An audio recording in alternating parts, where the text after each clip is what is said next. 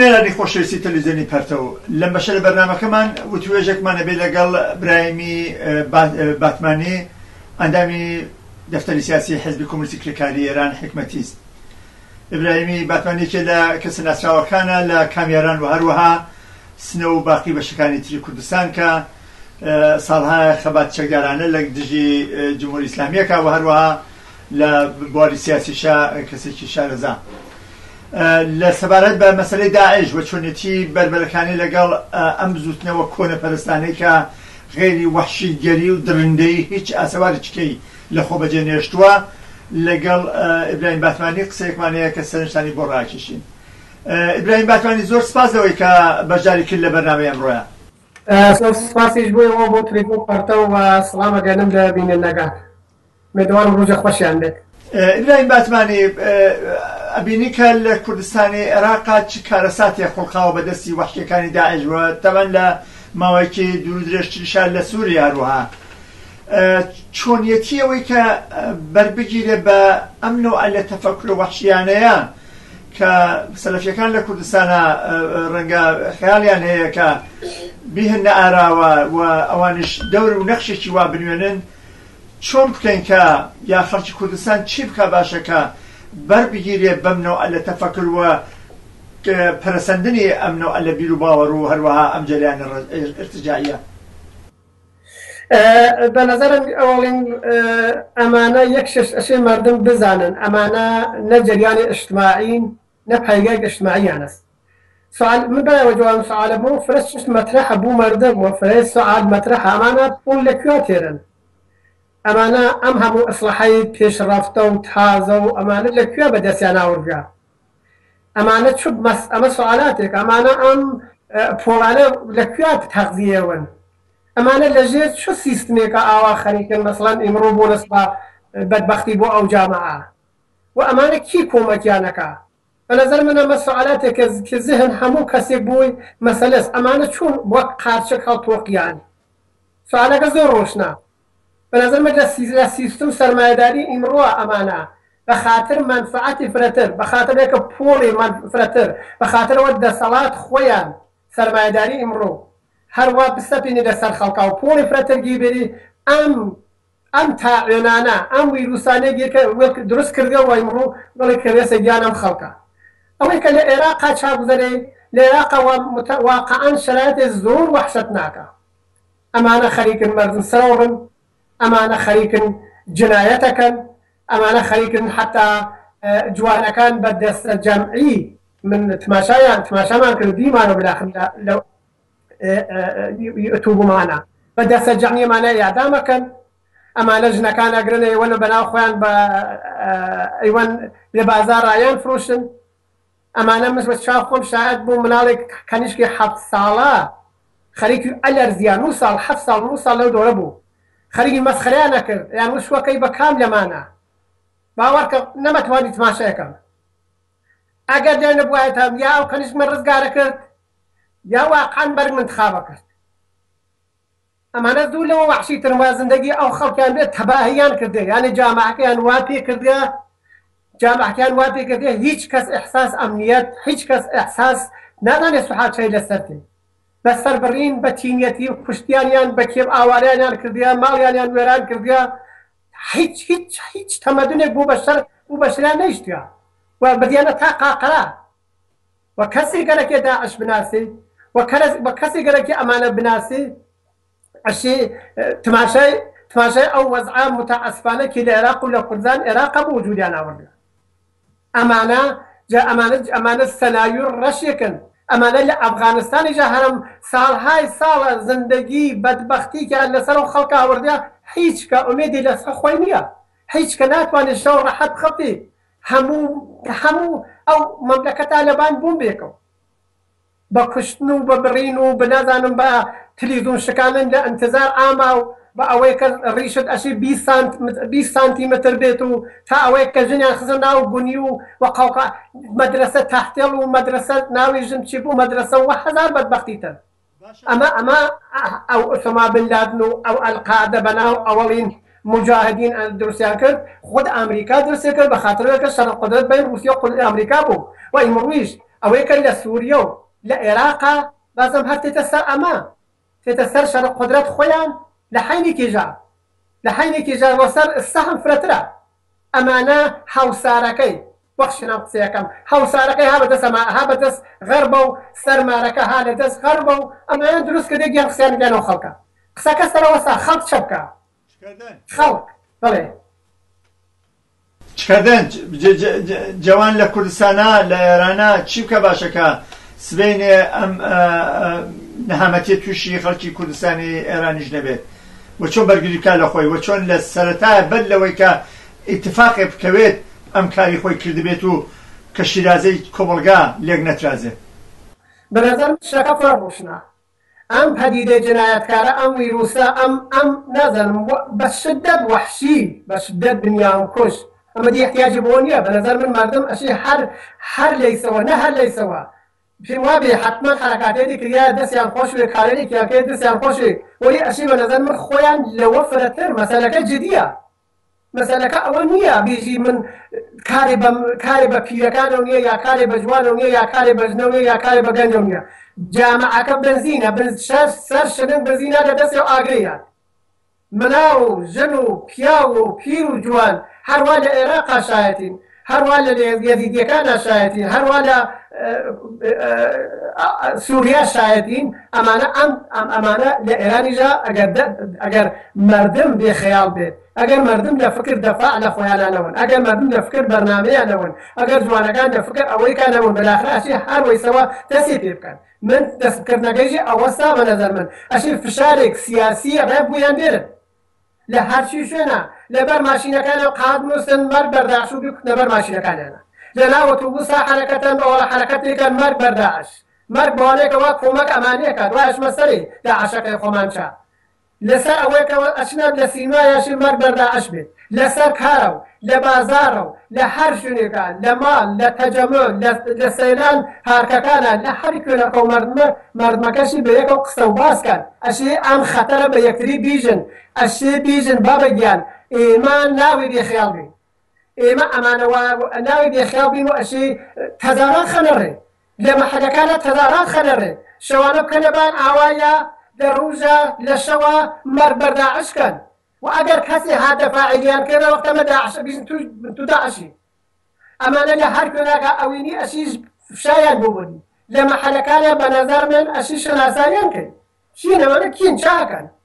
چون سەربڕن ئەوەی کە ئیسە سەرخەنە بەراو خۆیان مەزدومەگرن و فەقیرەکەن ئەمانە گەین بە قودرەت خەشن سەربڕن ئەسەبانین جنایەتکارن نمونەکەی ئەوەسا ئەیوین بە چاو خۆمان ئەمانە فشاریان نەچێ بوو بیری لەم لە حادۆ لە مەرحەلی ئەوەڵە بە فشار بوو بیری شناساییان کەی مردم ئەشی خۆی ئامادەکە ئەگەر چ شتێک بووە هاتە بەرەو کە نەیەڵی بێتە بەرەو بە نەزەر من وەسە خوددا ئەم خوددا بەرایەوە بتەقێتەوە ئەشی بچی ئەمەڵی کرد بەرای ئەوەی کە ئیسە وارد ئێران بێتی دروستیان کردیا بە سێوەر وەسایەی جمهوری ئیسلامی و دروستبە و خەریکە کۆمەکیانەکە و ئەمانێ پەروەردەکرد مردمشی ئامادەیە لێ بێدەدانە ئەش قسەکە مەسەلەیەک ڕۆژێ بێت حقیقەت ڕۆژێ بێت کە ئەمڕۆ ئەم وەزعە ناخۆشە ئەم جنایەتکارانە بەر بۆ لەسەر گیان مردم و سوحە هانە پاڵدەستمنە من ئەشی دێخێڵنەوە وەزیفەی تاک مردمە کارم بۆ نییە کاوا فکر چیەک چوو فکر سیاسیەکەی چۆنە کۆمونیستی قبول نییە دموکراتە ئەوە جێگەی خۆی هەست دەنجی خواتە بەحسکە ئەمە مەسەلە ئیمڕۆ داعش ئەم وەحشیگەری جنایەتکارێک وجودی هەست و تەرح و نیرویژی هەست لە ئێرانە و زمانی دەستێدان بەم ئەقدامە و ئەو وەختە دیدێرە ئەو وەختە دێرە بە نەزەر من وەسەوەی کە وەختی زەوی لەرزەکە دورسەکەی ئەوەسا وەختی زەوی لەرزەکەی لەبەر خەوەن زەوی لەرزە هەچیتە دەرەوە وەلی وەختی زەوی لەرزەکە هاتم لە ناو ماڵا بیت معلوم وەختە دی دێخوات کۆکەیتەوە باشە ئیبراهیم باتمانی ئێوە وەکو حزبی حکومەتیز و کۆمیتەی کوردستان چ تەرح و پلانێکتان هەیە بۆی کە لاوان لە کوردستانە و ژنان کرێکاران ڕێ بخەن بۆی کە بتوانن بە بەرەنگاری ئەو وەزعە بن وەکو خۆت باست کرد بەر لەوەی کە زەوی لەرزەکە بێت ئەمان لە ماڵچوو بێتن دەرەوە یا ناگاردێکیان گرتی بێت لە مقابلی یا گاردی ئازادی ئەرکەکانی چییە کۆمەڵی پرسیاری جۆراوجۆر هەیە ئەگەرەکرێت لە ماوەیەکی کورتا کە مامانە باسی بکە بۆ بینەرانی ئێمە. ئێمە بەنظر من سیاستێکمان هەست ئەمە گارد ئازادیمان دروست کردێت چۆن لە حزب چۆن لە کۆمیتەی کوردستانە ساڵهای ساڵە ئەم پرۆژە ئێمە خەریکین کارێک بۆکەینەوە کارمان وێ کردیان ئەم پرۆژەوە ئێمە دامانیا و پێشبینیمان کرد و قەوپارات حدود 7 ساڵ بەنظر من ئەم مەسەلە هێنا ئیمڕوو 100% چەندان ئەم سیاسەتە حقیقەت است و 100 چەندان ئەم سیاسەتە ئیمڕوو ئەشی مردندی ئەمە ئەیوێنێ ئەشی ئەمە تەقویەت کرێ بەنظر مەتوانن و دەمەحەلاتە جوانەکان دەمەحەلاتە مردم دەمەحەلاتە توان دوان سیانسیان و قەوقارە بۆ خۆیان بەگار ئازادی وەسڵکەن تەبلیغ گار ئازادیکەن ئەو وەختە لەناو خۆیان ئامادەکەن تویان ئەکردی بەنظر من بە هەر شکلێک ئەمکانی هەست بوویان بکردی بتوانە ئیسلاح گیر بێن بۆ خۆیان چوو هەڵیەگرن چای پێکەن شوەکە مربوط بەخوارەوە ئەتانەوە کارەکەن یعنی گار ئازادی ئێمە ئەیژین و ئەوەی کە نیرو مەسەلەحی کردێ ئەم نیرو مەسەلەحە بتوانێت دەفا لە ئەمنیەت مردم دەفا لە ئاستایش مردم دەفا لە بیمارستانەکان دەفا لە مەحکوودەکەکان دەفا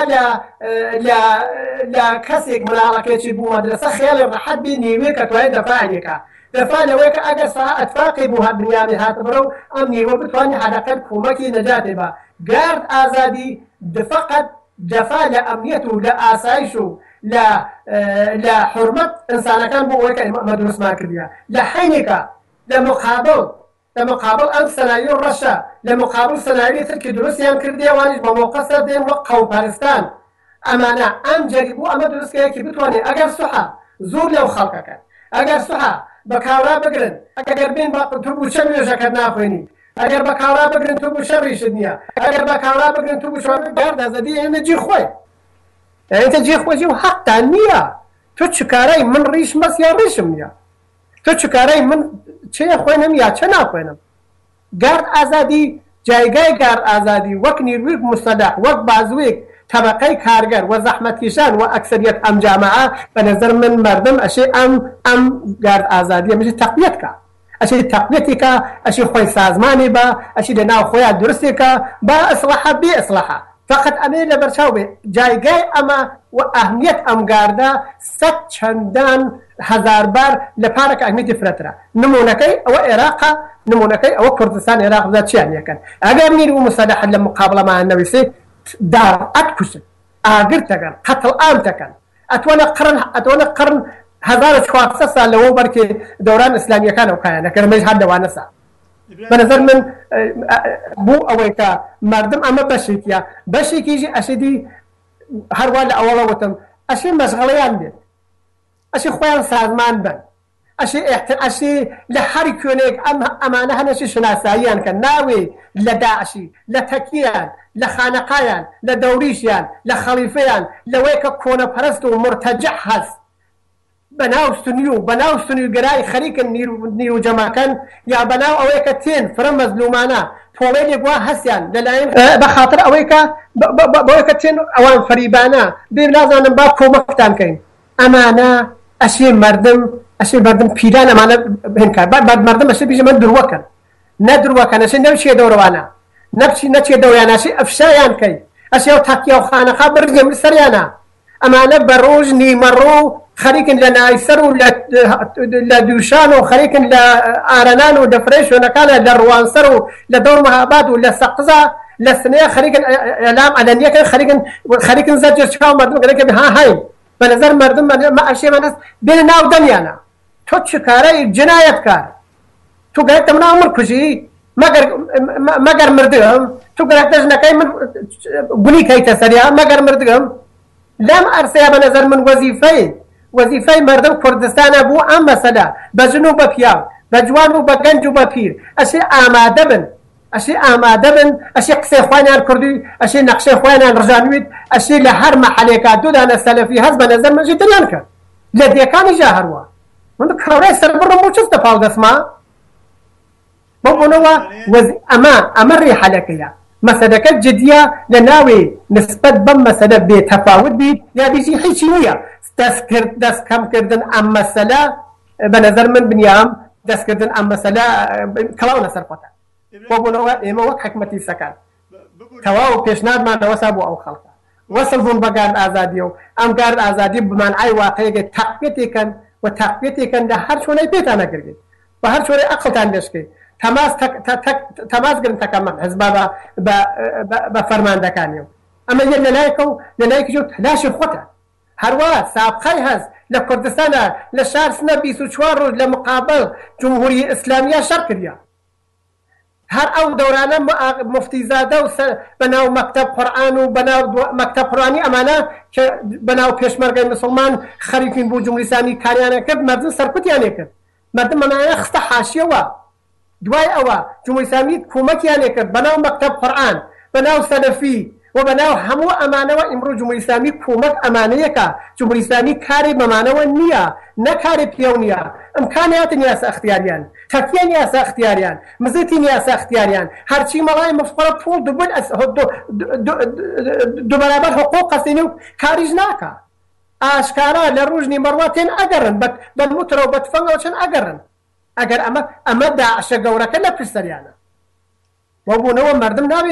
ناوی ئەم مەسەلە دەستکەم بگرن و ناوی بە قاوقارە ئینتزاریان بێ کەسی بێ نەجاتیان بە ئینتزاریان بێ نازانم گرون ئینتزامی و گرون لەم هەموو جڕوجانەوەرەوە داعش گەورە خۆی هەستێ بیژنەمە بێ مەسڵان کارێکمە ئەمە نییە خوەتە جوانان ئەشی قۆڵی بۆ هەڵماڵن ئەشی بێتە بەحثتان ئەشی بێتە جەدەلتان ئەشی بێتە مەشغەڵەی ڕۆژمەڕەتان ئێمە هەر وەیسەوە گارد خۆتان بگرین ئەگەر شتی وا هاتە بەرەو نەسەرکوتیانەکەی نابوتیانەکەی و ئیسەش لە پاو دەستانە لە جێدێکەوە خۆتان شناساییانەکەن حتمما شناساییانکەن حتمما بیانناسنە ئەمانە سەربڕن و هەر کوێنێکە هەن هەر ئەیسە لە ژێر فشارە قەراریان بن هەر ئەیسە لە ژێر فشارە قەراریان بن و نێڵن سەربەرزەوە ئیبراهیم باتمانی زۆر سپاس دەکەم بۆ بەژای لە بەرنامە بەداخەوە کاتی بەرنامەکەمان بەرەو تەواوبوو نەچێت و مەجبورین کۆتایی پێبێنین بە وتوێژەکەمان زۆر سپاس دەکەم بۆ بەژاری لەم وتوێژەیە باشە خەیری مەمنون سپاس دەکەم بۆ و ئارەزوو موافقیت بۆ ئەو مەردەکەم و ئارەزوو ڕۆژی خۆشی بوو هەموویانەکەم بوو گەورە بوو چکیان مێدەوارم هەرحاڵ ئەم مەسەلەوە من باسم کرد مەسەلەکە جدیە و خۆیان و ئەم مەسەلە بتوانن ئامادەکەنەوە هەرحاڵ سپاس دەکەم بینەرانی خۆشەویست بەم جۆرە هاتینە کۆتایی بەرنامەکانی ئەمڕۆ مەمنونین لەوەی کە بەشدار بوون لە بەرنامەی ئەمڕۆیە لەگەڵ مامون تا کۆتایی کاتێکی خۆشتان بۆ باوەتەخوازی